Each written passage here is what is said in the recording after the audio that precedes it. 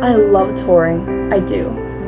But something is missing from my life. I don't know what it is, but there is a spot inside of me that I can't seem to get right.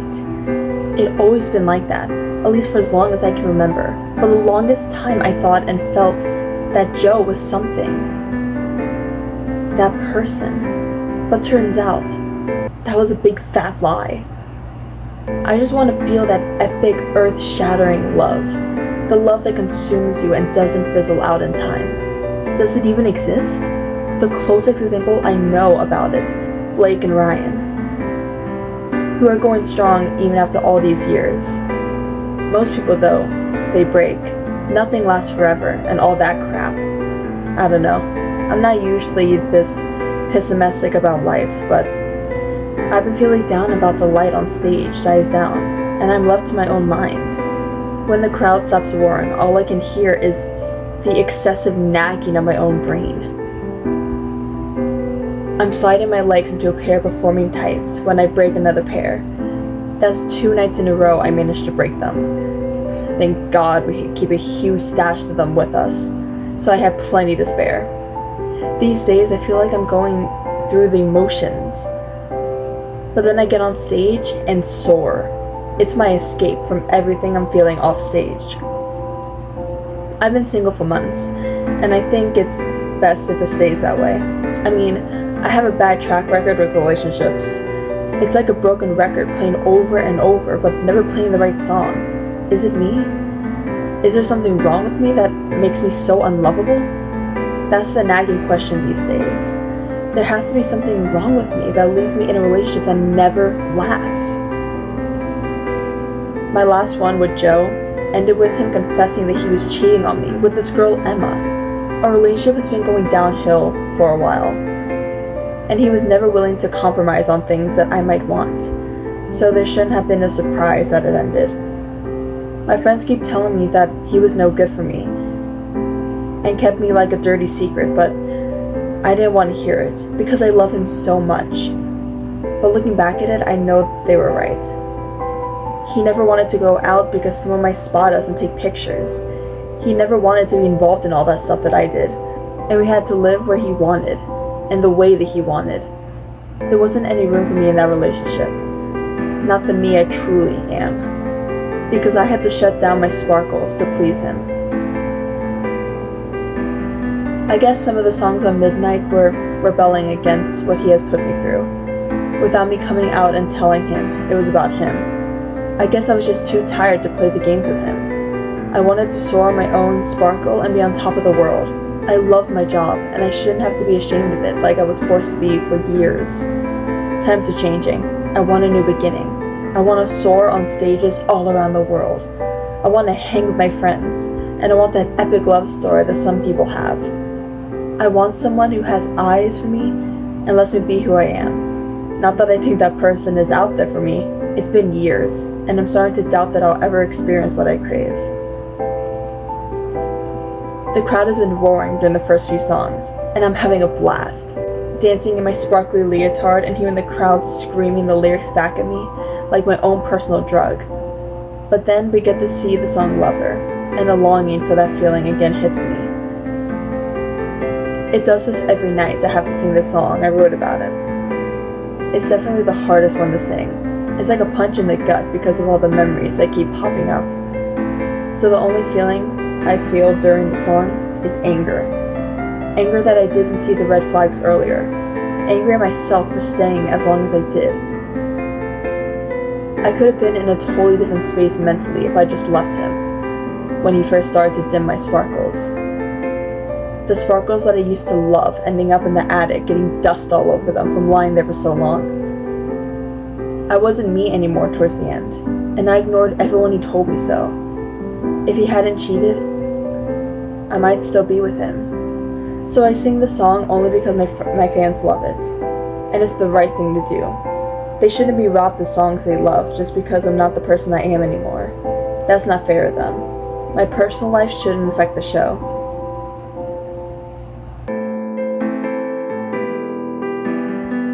I've been wanting to hear Taylor Swift play live for so long, and I'm so excited that I managed to drag my teammate Pat Mahone and his wife Brittany with me. There are plenty of people of all ages around us, and I'm having a fucking blast listening to Taylor Swift jamming out on stage. We are in the VIP tents, and several fans, who also are watching football, have given us friendship bracelets. But there is one bracelet I'm dying to hand out myself tonight, to Taylor. It's cheesy, but it has my number on it, and I'm going for a cheesy gesture just for her attention. You see, I had a crush on the woman for a long time, and I think I will always regret it if I didn't take my shot of getting her attention. It might not work, but I try not to get my hopes up too much. But it might also work, who knows? I could work out in my favor. You never know how these things are going to go. You're looking at her with a silly grin, Trav, Brittany says, and bumps my shoulder. Don't get your hopes up. You won't catch her attention. She is Taylor fucking Swift. You're awesome, but she is, you know, Pat adds, and I roll my eyes. Of course. I know the odds aren't in my favor, but that doesn't mean I want to give it up either. A security guard is standing in the exit of the VIP tent, so I take my shot of talking to him, to butter him up. I introduce myself, and he is polite. So, I have this thing for Taylor, a bracelet I made her. Could I hand it out to her? Why not ask to meet her, and not just give her my number? It gives me 2 shots at getting me in contact with her, but my hopes are dimmed when the guy says that Taylor doesn't take guests after the show, and they can't accept gifts to her either. But I can give it another shot. A guy I vaguely recognize from a movie or something steps up and shakes my hand. I'm Taylor Lautner. You want to give that to Taylor? Hi man, I'm Travis Kelce, and yes, I would love that, I say and rub the back of my neck. It feels a little awkward to talk to a guy I don't know about this. I feel weird about it. I'm not ashamed of wanting to do something to get her attention, but, you know, I don't know this dude. I'll give it to her. I'm a friend of hers, he says, and I can't help but smile. Thanks, man. I appreciate it. So Taylor would get my number after all. Thank fuck for this Taylor dude. He takes it on his wrist before going to talk to the beautiful lady. She is pretty, but not like woman on stage. No one compares to her. No fucking way anyone does. I head back to my friends, where Brittany is on the verge of a laughing fit. Do you know who that is, Trav? She asked, and I shake my head. Some celebrity, I guess? That's the guy that plays Jacob in Twilight, and Taylor's ex-boyfriend. The girl he is with is his wife, though, so you don't have competition or anything, she snickers. My face heats up. I just asked her ex to hook me up with contact with her. Well, he seems nice enough to maybe I do have a shot still. I mean, if he's married, there shouldn't be a problem. Not to mention it's cool if she is friends with her ex. That means they left on good terms. She doesn't seem like the type of girl that likes drama anyway. Now I just need to patiently wait for her to contact me, if she ever does. It's a 1 in a million shot, but I'm willing to run in the end zone to score her. Fuck, this was a good show. I'm on a high all the time, especially after Joey and Taylor Lautner joined me on stage to premiere the video for the I Can See You. That was probably the highlight of the show for me. They're waiting for me in my dressing room when I walk out from changing into something more comfortable than a rhinestone leotard. That was a fucking amazing show, Tay, Taylor Lautner says, and brings me in for a hug. We broke up so many years ago, which is all my fault, might I add. But there is no bad blood between us. It was so long ago, and his wife and him have become good friends of mine. Thanks, it was so fun having you guys here. I greet his wife, and Joey as well, before Taylor takes off one of the friendship bracelets.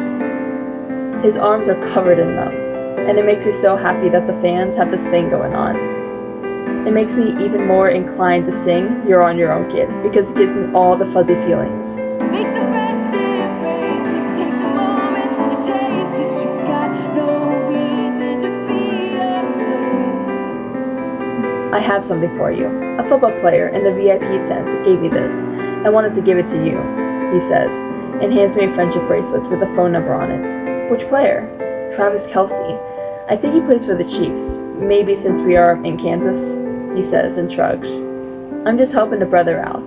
He seems like a decent dude, and You know, when I talked some more with him later in the show, I was curious, he adds. I can't help but smile a little that a guy, a big football player at that, made a bracelet for me. That's a cheesy but cute way to try to get someone's attention. But I'm unsure if it's a good idea to call him. He could be a creep, who knows? Joey pulls out her phone and searches for him online before showing me her phone. He was cute. The picture shows a football player, with the cutest grin I've ever seen. He has a slight mustache, but not in a way that makes him unattractive. It makes him more attractive in my book. The grin, though, that's what got me.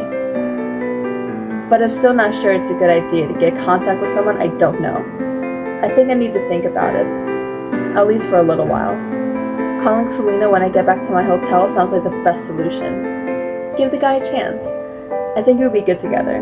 It doesn't hurt to at least talk to him. You deserve to be happy after everything that happened, Taylor says, and I bite my lip.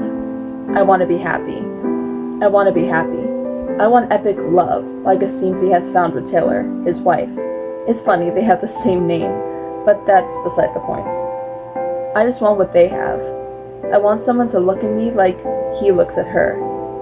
Is that a hopeless wish? A dream that would never come true, and I'm just kidding myself. Or is it possible that there is someone out there for me? So, hope you guys enjoy.